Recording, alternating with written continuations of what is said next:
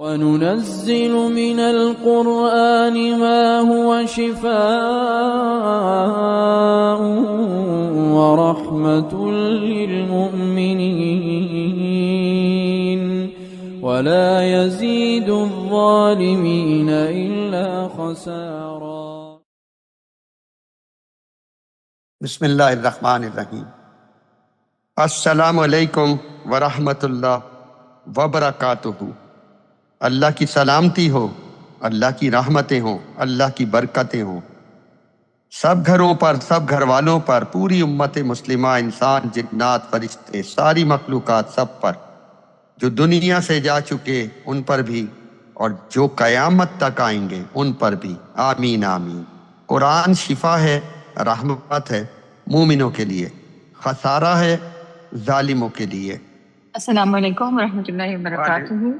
رحمت اللہ وبرکاتہ۔ جی میرا یہ سوال ہے کہ کچھ بیماریاں ایسی ہوتی ہیں جسے ڈاکٹر کہہ دیتے ہیں کہ اب ان کا کوئی علاج نہیں ہے، تو لائک وہ آپ کو بالکل اس پہ آ کے کھڑا کر دیتے ہیں کہ بس اب ہم کوئی ریورس نہیں کر سکتے اور اب آپ بس اللہ ہی کچھ کر سکتا ہے۔ اوبویسلی اللہ ہی سب کچھ کر سکتا ہے، لیکن کیا اس کے لیے ہم استخارہ کر کے اللہ سے مدد مانگ سکتے ہیں کہ ہمیں شفا کہاں سے ملے گی، ہمیں کہاں جانا چاہیے؟ تو کوئی وہاں راستہ تو ہمیں لکھ دیا اللہ نے، قرآن شفا ہے، رحمت ہے مومنوں کے لیے۔ اب قرآن کو تماشا تو نہ بنانا چاہیے نا، کہ قرآن کی تلاوت پڑھ لی، پتہ کچھ نہیں ہے، کیونکہ عمل تو کرنا ہی نہیں ہے، زندگیاں تو بدلنی ہی نہیں ہیں، گھروں کا ماحول نہیں بدلنا، بچوں کی تربیت نہیں کرنی، قربانی ایک نہیں دینی قرآن کے لیے۔ ہم نے تو صبح ہی بچوں کو تیار کر کے ہمٹی ڈمٹی بنانے کے لیے بھیجنا ہے، کیونکہ ہمیں ان کو گدھے کی طریقے سے لدوانا ہے اور ان سے کمائیاں کرنی ہیں۔ جیسے جانور کما کے لاتا ہے، گدھی بھی کمائے گی، گدھا بھی کمائے گا۔ ہم نے تو یہ کردار، ہماری سوچ تو یہ بن گئی نا، کاروباری دنیا۔ جب تک ہم اس کاروبار سے ہٹ کر، دیکھیے رزق اللہ دیتا ہے، واللہ خیر الرازقین، اندھے کو بھی دیتا ہے اللہ اور خوب دیتا ہے، جو اس نے لکھ دیا وہ سب کچھ مل کر رہے گا۔ حدیث ہے تم رات سو نہیں سکتے اپنے بستر پہ جا کے جب تک تمہارا پورے دن کا رزق تمہیں نہ پہنچ جائے، اور قبر میں جا کے سو نہیں سکتے جب تک پوری زندگی کا رزق تم تک نہ پہنچ جائے۔ اس کے بعد کیوں بھاگے ہم رزق کے اس کے پیچھے، روپے پیسے کے پیچھے، اسٹیٹس کے پیچھے ہم کیوں بھاگے؟ صحابہ کرام میں تو نہیں تھی یہ بات۔ ایک صحابی تھے، انہوں نے کاروبار کے لیے اللہ کے رسول سے دعا کروانی چاہیے، انہوں نے منع کیا کاروباری بننے سے، اور انہوں نے کہا کہ ٹال گئے، انہوں نے کہا نہیں۔ سالبہ رضی اللہ تعالیٰ عنہ، وہ ان کا نام تھا سالبہ، اور انہوں نے کہا کہ نہیں اللہ کے رسول دعا کر دیجئے، دعا کر دیجئے۔ آپ نے دعا کر دی، وہ ریوڑ میں اتنا اضافہ ہوا کہ پھر وہ مسجد نبوی سے دور گھر لینا پڑا۔ چند دن تو آئے مسجد نبوی نماز پڑھنے، پھر اس کے بعد وہیں کہیں پڑھنے لگے۔ نہیں آتے تھے نماز پڑھنے، رسول اللہ پڑھاتے تھے، وہ نہیں آتے تھے، وہ اپنے ریوڑ میں ہی لگ گئے۔ یہ کاروبار، نتیجہ کیا نکلا؟ ایک وقت آیا رسول اللہ کی زبان پہ یہ الفاظ آ گئے کہ سالبہ ہلاک ہو گیا۔ اس نے کاروبار یعنی دنیا اور آخرت دونوں کو اس طرح بنانا چاہا، سنت سے ہٹ کر، قرآن سے ہٹ کر، اور سالبہ ہلاک ہو گیا۔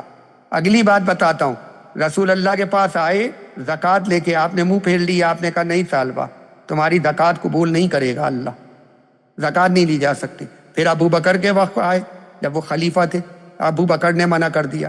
پھر عمر فاروق کے پاس آئے روتے روتے کہ میری زکوٰۃ تو قبول کر لیں، میں کہا نہیں آپ کی زکوٰۃ قبول نہیں ہوگی۔ ہم کون لوگ ہیں؟ ہم کون ہیں آپ بتائیں؟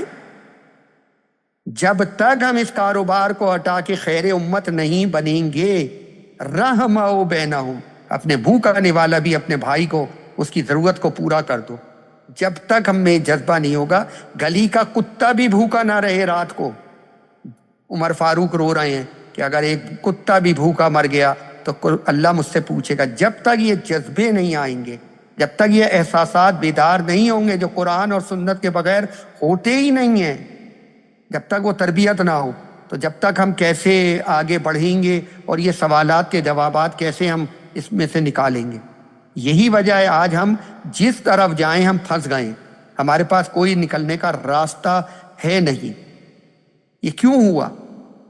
ہم خیر امت نہیں بنے، ہم داعی حق نہیں بنے، ہم خلیفہ وقت نہیں بنے، ہم نے امر بن معروف و نہی عن المنکر نہیں کیا، ہم مومن نہیں بنے، تو پھر کیا نتیجہ نکلتا؟ یہی نکلنا تھا جو نکلا۔ آج ہم انگریزوں کے حوالے ہو گئے ان کی تعلیم، ان کی جمہوریت، ان کی چیف جسٹس اور سارے جو اتنے فیصلے ہیں سب کچھ ان کے مطابق ہوتا ہے. ہمارا اپنا بچہ ہی کچھ نہیں، یعنی اللہ کا تو کچھ ہے ہی نہیں ہماری زندگیوں میں، کچھ بھی نہیں ہے. رسمی ہے تو ہے ورنہ کچھ نہیں ہے. یہ بندگی گدائی، وہ بندگی خدائی، یا بندہ گدا بن یا بندہ خدا بن یا بندہ زمانہ. یعنی ایک گدا کی زندگی ہے، فقیر کی، جیسے آج ہم فقیر ہیں، یہود و نصارہ کے، عیسائیوں اور یہودیوں کے. بھیک مانگتے مانگتے عمریں گزر گئیں. ٹھیک ہے، IMF کے فقیر. یا بندہ زمانہ بن جاؤ یا بندہ خدا بن جاؤ. ہم نہیں بنے بندہ خدا، تو اللہ نے زمانے کے آگے ہمارا سر جھکا دیا. یہی ملتی ہے سزا. جب تک ہم دین کو نہیں پھیلائیں گے، قرآن کو نہیں پھیلائیں گے، اپنے بچوں کو شعور نہیں دیں گے، اس وقت تک پھر ہمارا ذہن سازی نہیں ہوگی. یہ ضروری ہے. اسی کا مطلب ہے کہ نکلو اللہ کی راہ میں، جہاد کرو اپنی جانوں سے، اپنے مالوں سے. ہم تو سوچ بھی نہیں سکتے جہاد ہم کریں، جہاد جانوں سے اور مالوں سے. پتہ نہیں کیا کہہ رہے ہیں اللہ پاک، یہ تو سمجھ میں نہ آنے والی باتیں ہیں. دیکھ لیں پوری امت بیٹھی ہوئی ہے اور ان کا قتل عام ہو گیا. ایک چھوٹی سی وادی ہے، اس کے اندر قتل عام کیا گیا سب کی آنکھوں کے سامنے. روز آتی تھیں پوسٹیں، پوری دنیا کا میڈیا دکھا رہا تھا. ہماری غیرت، ہمارے احساسات نہیں جاگے. کیوں؟ کیونکہ ہمارے اندر وہ گئے ہی نہیں. دین پہ ہم نے کبھی سوچا ہی نہیں، کبھی ہم نے اس کے لیے کوئی قربانی دینے کی بات ہی نہیں کی. قرآن کہتا ہے، ہم نے نہیں کہی. تو ظاہر ہے ہم اور ہمارے بچے کیا ہیں؟ وہی ہیں جو یہ ابھی ہوا ہے. 1 سال سے زیادہ یہ لڑائی چلی ہے اور ہم نے کسی کی کوئی مدد نہیں کی. یہ ہمارا کردار ہے. ویسے ہم پورے مسلمان ہیں.